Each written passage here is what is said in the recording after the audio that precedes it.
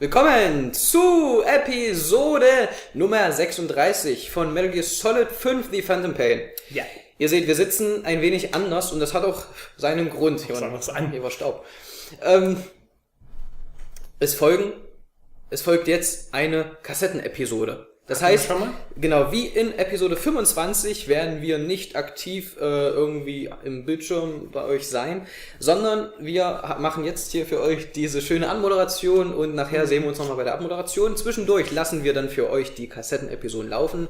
Ihr könnt sie euch anhören. Da sind einige wichtige Informationen und weniger wichtigere Informationen zur Geschichte und zu anderen Dingen, die Metal Gear betrifft, ja, vorhanden. Und wie gesagt, hört es euch an, wenn es euch interessiert. Wenn nicht, dann wartet lieber auf nächste Woche. Aber ich meine, reinhören kann man ja auf jeden Fall mal. Gut, von daher viel Spaß und bis zur Abmoderation.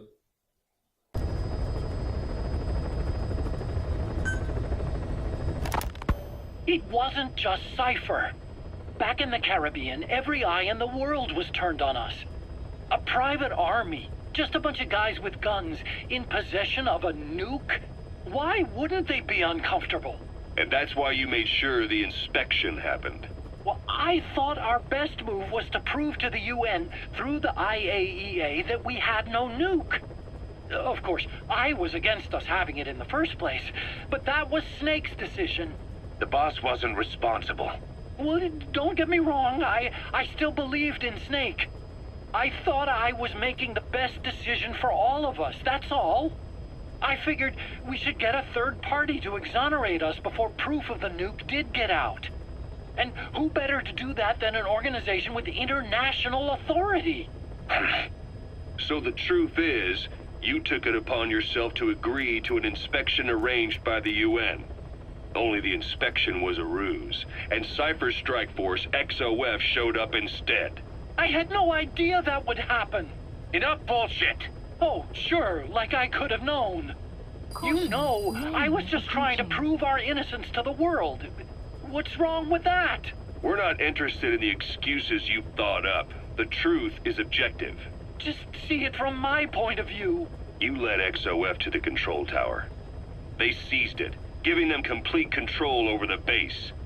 Moments later, they detonated C4 on the strut legs. Anyone who'd managed to survive was hunted down by the assault force and their choppers. You can't believe I did that on purpose. That was the end of Mother Base. But it wasn't the end for you. How can you... Look, think about it. I lost something too. I built Zeke and it got buried underwater. I am a victim. That raises the big questions. Why were you the only one spared? You got away without a scratch. Why did Strangelove leave the base on the eve of the inspection? You two were close. Strangelove?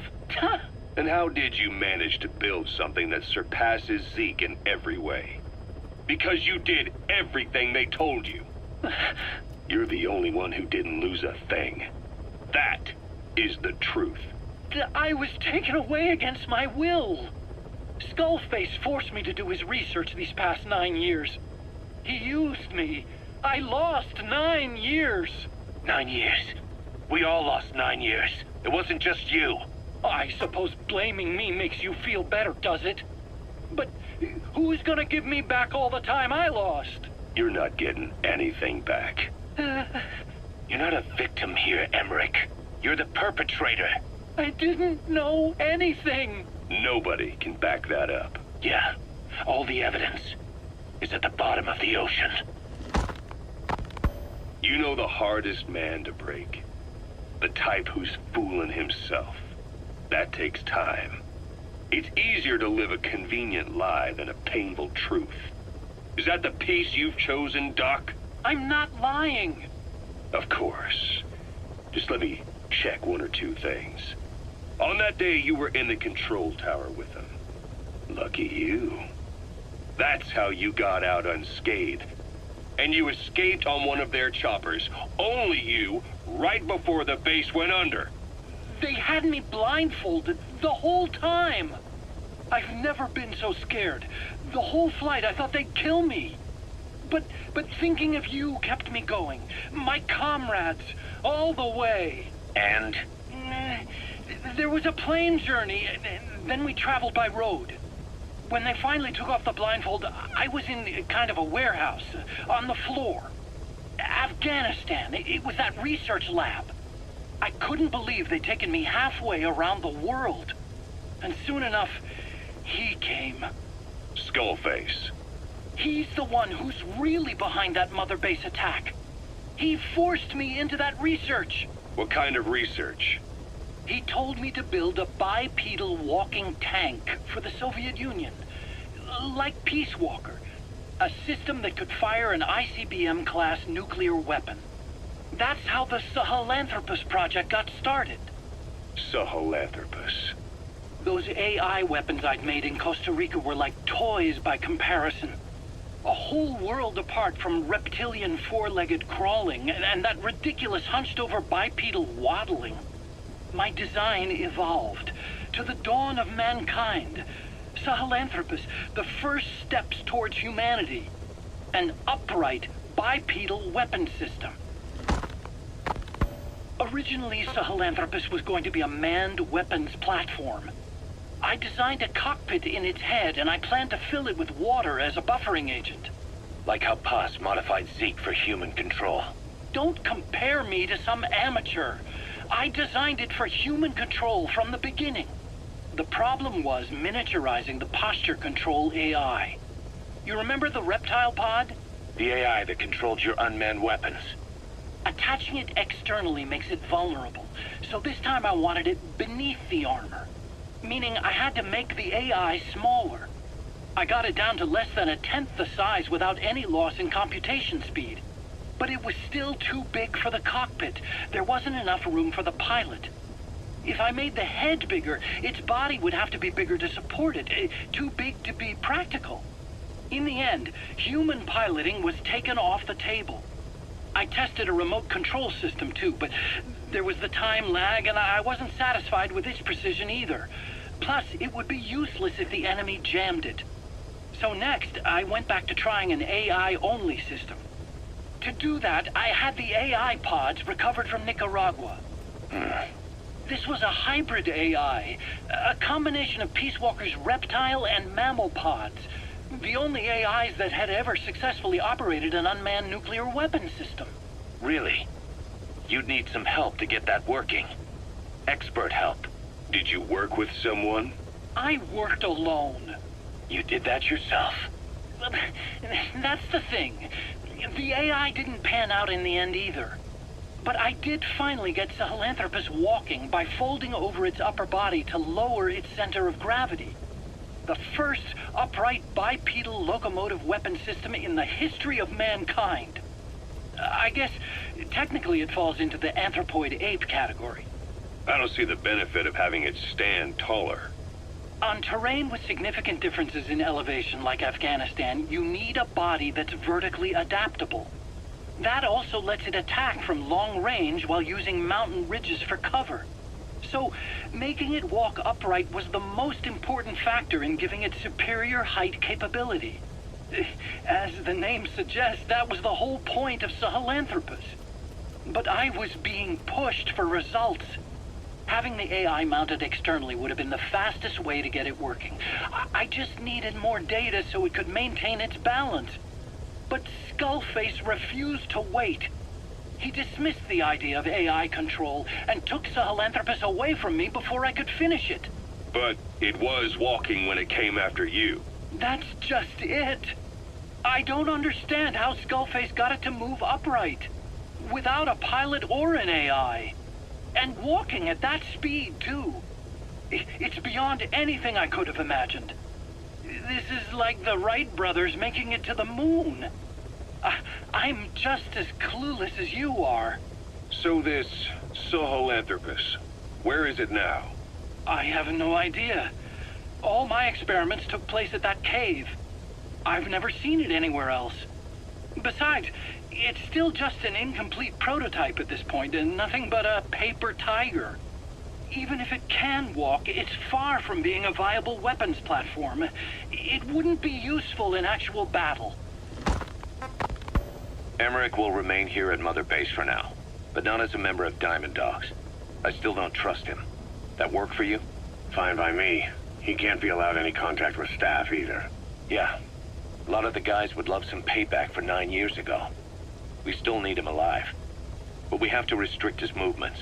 He can only go where we tell him. And of course, the interrogations will continue. He worked for that skull bastard for nearly a decade. He still has more to tell us. How long are we gonna press him? If our investigation shows he really had nothing to do with the attack, we'll reconsider his place here. But I don't expect that to happen. Remember that water tank-shaped object in Emmerich's lab in the Soviet base camp? The thing that started talking to you like a possessed answering machine. That was a pod built for housing the AI used to control unmanned weapons. You remember, back in '74 in Costa Rica. It was in those machines you fought there. They were designated Pupa, Chrysalis, Cocoon, and Basilisk, and each of them was fitted with an AI unit called a reptile pod. Emmerich created it. It mainly handled the machine's posture control and autonomous behavior. But the Basilisk, aka Peace Walker, also featured a second AI pod. That one was called the Mammal Pod, and it was created by Dr. Strangelove. She tried to recreate the boss's personality through the Mammal Pod, but you pulled out its memory boards. That's when it transferred its own functions to its reptile pod. Just like a human brain compensating for damage by using the remaining healthy parts. The result was a unique entity, a hybrid of the reptile and the mammal. It sank to the bottom of Lake Nicaragua with Peace Walker. But apparently they salvaged it and transported it to that lab. Don't let it deceive you, Snake. It may sound like the boss, but it has neither a personality nor a will. Like Emmerich says, it's just a machine. You called that thing Sahelanthropus. Where does the name come from? Well, several years ago, an excavation team discovered a hominid skull in the Sahel region. Central Africa, the Southern Sahara.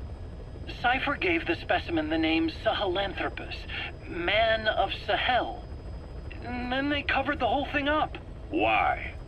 They probably wanted to monopolize information about human evolution to have a head start in their genetic research. At least, until they had an idea of what they'd found. It was that big of a discovery, huh? Sahelanthropus was a gracile hominid, estimated to have lived about 7 million years ago. What's significant about it is how its skull's foramen magnum faces down. In other words, its spinal column supported its head from underneath. It stood upright. Right. Which would mean Sahelanthropus walked upright 3 million years before Australopithecus, making it the world's oldest human species. Walking upright. I get it. Hence the name Sahelanthropus for your machine. Walking upright was the decisive difference between our ancestors and other anthropoids. Our brains could get heavier once they were supported by the spinal column. That led to the use of tools and the development of complex communication through language. Only man is capable of this. My creation will be the progenitor of all bipedal weapon platforms. And you did this for Cypher? No, not at all. Sahelanthropus is the best proof that I never betrayed you guys. What do you mean? The reconstructed Sahelanthropus skull looked exactly like the skull we used as our logo 9 years ago in the Caribbean. An army without a nation. Outside the world order. The design was based on Pangaea, the supercontinent that existed 250 million years ago, right? Yeah. When the world was a single landmass. That concept's at the source of our strength. I felt the same way about Sahelanthropus. Sure, I was forced to build it under their orders, but I always wanted to put its technology back in our hands someday. That's the reason I incorporated the old insignia into Sahelanthropus's name. Don't you see? That's how much I was thinking about you guys. Oh, I see, all right. I see someone desperate to cover his ass. You can say whatever you want after the fact. But that skull also symbolizes somebody else. Skullface. Snake, you finally came. Just don't record this, okay? I'm not recording anything. What's this about? What I'm about to say stays between you and me. It's about the weapon to surpass Metal Gear. Do you know a researcher by the name of Clark? He works in the biotech industry, real advanced stuff. His area is bioengineering, but lately he's also gotten into genetic research. Never heard of him. Well then, what do you know about cloning? I think I've heard enough. Hold on, this is important. Cloning lets you create a genetic copy of an organism. You take the nucleus of one of its cells, and you swap it with the nucleus of an unfertilized egg from another member of the same species. They started out working with plants, but since then they've had success with other organisms, including mammals. It's a hot area for a lot of places right now. Corporations, universities, research groups. There's no shortage of scientists out to get famous and patent their work, with morality taking a back seat. Isn't that a little outside your field? It's got nothing to do with my research. But I thought it might be of interest to you. Cloning, and Dr. Clark, I mean. Go on. Now, this is really highly classified stuff, but I've heard that an American biotech company has successfully cloned a human being. What's more, it happened over 10 years ago, and the researcher behind it was Dr. Clark. You've really never heard of him? I don't meet many doctors. This Dr. Clark is a complete ghost, even to others in his field. His age, where he comes from, that might not be his real name. And I can't even say for sure he's a he. Clark's employer, ATGC, its company motto is embracing your hopes, preserving talent. What does this have to do with me? Cypher. Dr. Clark works for ATGC, and they have connections to DARPA. Cypher couldn't function without the communications network DARPA's built. Meaning, Cypher has to be a part of the Pentagon. Or at least, the two are joined at the hip. DARPA is a driving force behind human cloning. It's a pretty high priority project for them. And this Dr. Clark, some say he's a pivotal player in Cypher. But that's not all. Every cell nucleus in an organism contains the genetic information for that organism. Think of it as a blueprint for life. Clark appears to be working on how to decode this information and rearrange it at will. If you could do that, it would mean being able to custom design human beings for specific purposes. Can you believe that? Suppose for a moment that this is all fact. A man of your talents, if your genetic information died with you, that would be a terrible loss for mankind. But what if mankind could preserve you for future generations by cloning you? All right, enough. I get the idea. Look, I know it's inductive reasoning, but this weapon to surpass Metal Gear they're developing in Africa, I believe it's something that uses this new technology. Speaking as a fellow scientist, it chills me to the bone. That's rich coming from you. If genes serve as our blueprint, then I wonder if they include an impulse that drives us to tweak the design. Can you imagine that? Genes, encoded with information that wants its children to decode it.